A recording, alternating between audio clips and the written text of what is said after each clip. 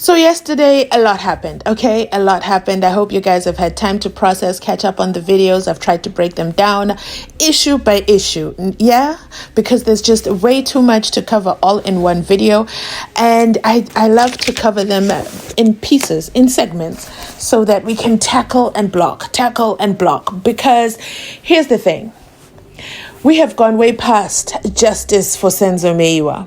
Okay, we're way beyond that. Okay, at this point, we are not in the SENZO MEYIWA murder trial. This is the prosecutorially led chaos in the messy courtroom of Judge Rutter. That's the only way I can describe it. Of course, with the help of the court. And this is a comment that I received. Hilarious as it is. It's actually quite factual. The chaos that I witnessed yesterday live on national TV is beyond recognition. But in the midst of the chaos, if you look beyond the chaos, there's actually a lot that Nisi did. First and foremost, we'll start with Brigadier Gininda Nicholas. No, what am I saying? It's Brigadier Bongani Nicholas Gininda, aka Mr. Self-Sufficient and egotistic and arrogant, a jack of all trades. Woo! So he was asked to bring warrant statements last year, examples of warrant statements, which he did, and then he brought them in, and now he's brought them in with backing up documents. Okay, it's like being the main actor. Okay, the main singer. Now he's got background singers. So those warning statements now have backup singers, and the backup is affidavits from the people who issued them at the stations. Okay, because Gininda is like, we don't have to do this. Okay, there's no part of my job that specifies that we have to use the warrant statement. And why is Gininda fighting tooth and mouth for this? It goes back to Bongani Ntanzi. The first time Bongani Ntanzi and Gininda locked eyes, according to Gininda, is over there in Carltonville in the parking lot. And Bongani Ntanzi told Mahola that, hey, I want to speak to somebody. And, Gininda was called on the scene, and he told Gininda, listen, I've got a lot on my chest. And I want to speak about it. But there is no warrant statement dated the 18th of June, 2020. And that, ladies and gentlemen, is why we went on that whole expose, okay, that whole expedition in the court of chaos, in the prosecutorially led chaos, in the messy courtroom of Judge Rutter, with Brigadier Gininda speaking endlessly about he does not need to do that. Not only did he do that, he went an extra step and he found a brigadier, okay, because Gininda, he's quite the resourceful man. By the way, these are all just my opinions. It is alleged for storytelling purposes. None of this that I say is factual. It is all storytelling purposes, for educational purposes, and most importantly for entertainment purposes.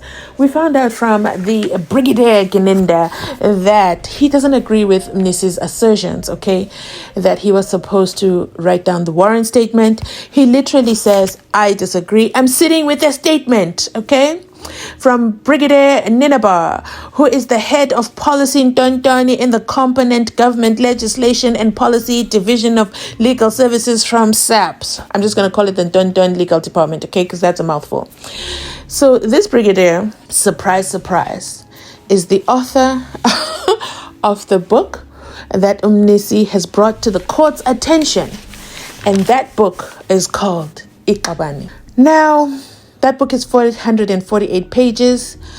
Nisi says it's for everybody in the South African Police Service, top to bottom. Everybody should know about it. And he says to Gininda, do you know the book? Gininda says, I never heard of it. So I says, okay, here are the authors of the book. My lord says, oh my God, that's my friend.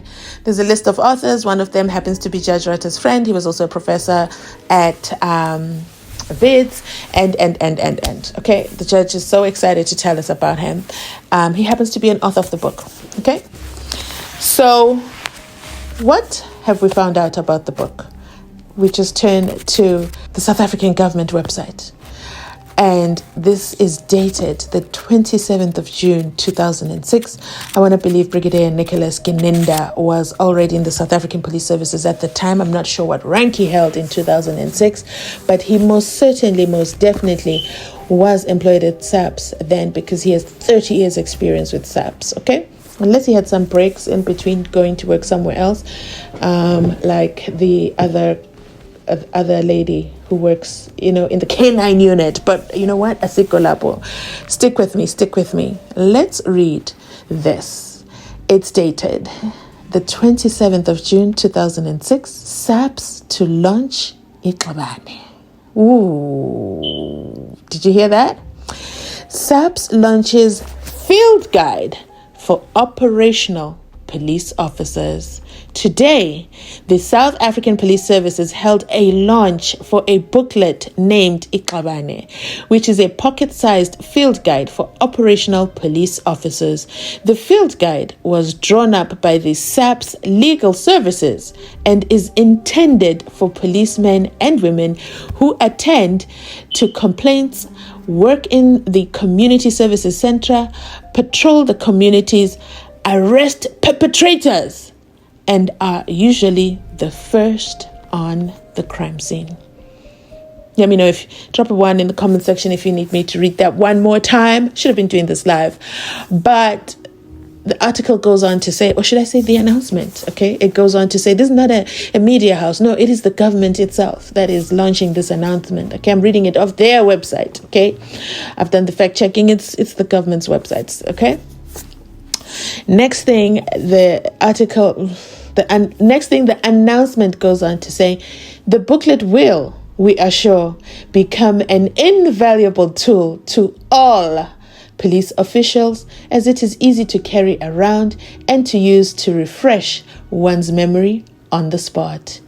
Iqabane, meaning comrade or friend, as it will be the police official's comrade in fighting crime, is a user-friendly reference book which compacts the information most useful and relevant to a police member into a small and easily understandable package.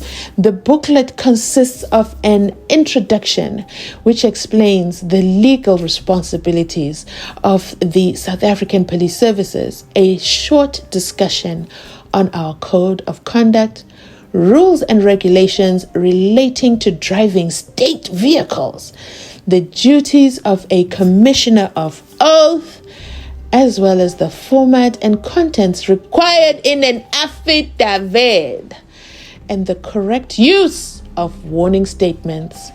There is also a short discussion on all the common law offenses in South Africa. The remainder of the book is dedicated to discussions on statutory law, offenses, and procedures which must be followed. For example, the constitutional warning that must be given to persons who are arrested when arrests and searches may be undertaken with or without a warrant, and which items can be seized during a search.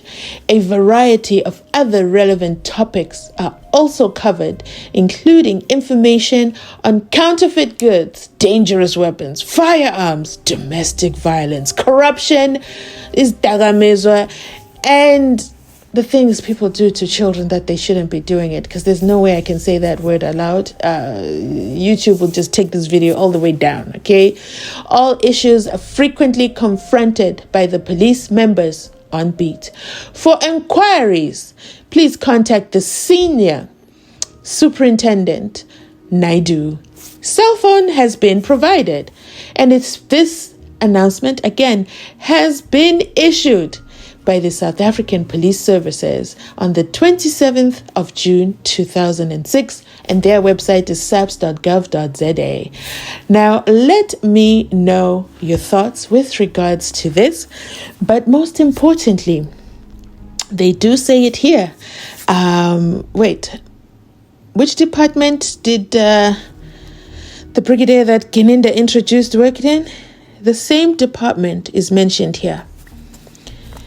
And he drafted an affidavit stating there is no need for warrant statements to be done. This is quite conflicting. I hope that although Nisi has completed his cross-examination, that this topic is not closed.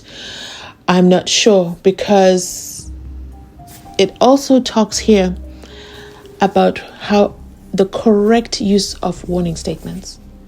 Listen, Nis is not unhinged. I know. A few moments it might look a bit like he's unhinged. Nis is quite intelligent, if I do say so myself. He is not unhinged. There's a method to his madness. He just got tackled so many times and blocked. And Gininda said he didn't know the book.